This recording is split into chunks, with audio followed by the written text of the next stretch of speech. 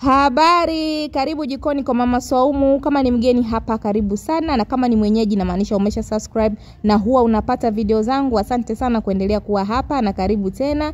Leo tupike mihogo ya nazi kwa samaki mbichi, na pia tuangalie jinsi ya kufanya samaki mbichi asivurugike kwenye chakula chako. Karibu sana. Kwa mahitaji hapo nina mihogo mibichi ambayo nimeshaisafisha na kuikatakata. Pia nina samaki mbichi aina ya sato, unaweza kutumia samaki yoyote. Naanza kwa kumarinate, hapo nimeshamsafisha vizuri. Naweka chumvi pamoja na ndimu kwenye pishi hili. Ndimu inatakiwa ichangamke kwenye samaki, yani ndimu iwe ya kutosha.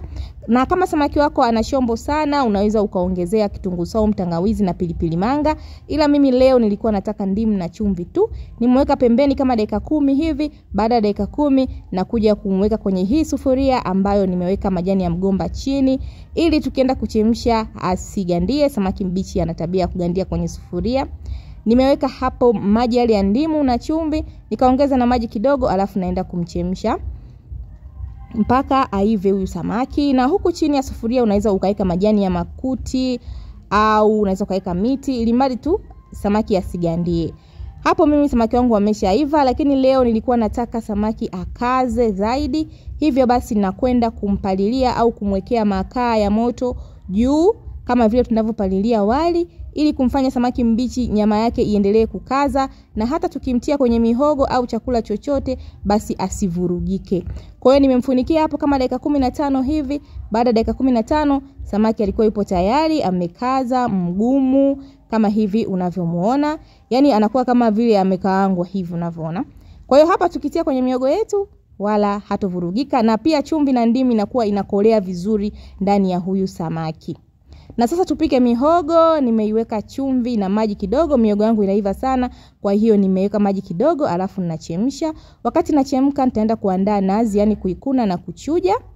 Na tukirudi kwenye mihogo huku basi imeshaiva baada ya muda kama hivi, na ni vizuri ukapata mihogo inayoiva. Hapa sasa naweka tui la pili na la tatu, yani ile tui jepesi, na levo kuangalia kama ni sawa kwenye mihogo yangu. Baada ya hapo naweka vile vipande vya samaki ambavyo tumevishughulikia, tuliviwekea makaa juu na chini. Hapa vina ladha ya chumvi na ndimu ya kutosha tu, na sasa naweka kwenye mihogo ili vikachemke na kuachia ladha yake humu kwenye mihogo kama hivi. Na levo hapo unaweza usitumie mwiko, ukatumia tu kutikisa sufuria, na ndio itakuwa njia nzuri zaidi. Kwa sasa hivi naacha tui la lichemke liive kama hivi. Na baada ya kuwa limeiva basi naweka tui la kwanza au tui bubu au tui zito, na lenyewe nitaacha liive kama dakika 7 hivi, na chakula changu kitakuwa kipo tayari. Kwa hiyo hapo naacha tui lichemke liive. Naonja chumvi, nimeona chumvi ni ndogo kidogo, hivyo basi nitaongeza. Kama inatosha basi wewe unaacha, unaendelea. Naona rojo yangu nzito, na ni vizuri ukaokoa mihogo ikiwa na rojo, kwa sababu ikikaa sana ina tabia ya kuganda. Kwa hiyo kama mimi hapa nimeokoa na rojo ya kutosha tu, ili mpaka muda wa kula inakuwa level. Basi hapo ipo tayari mihogo yangu, naiokoa. Imeiva vizuri, milaini, rojo ya kutosha, ina ladha ya samaki, na samaki alikuwa mtamu.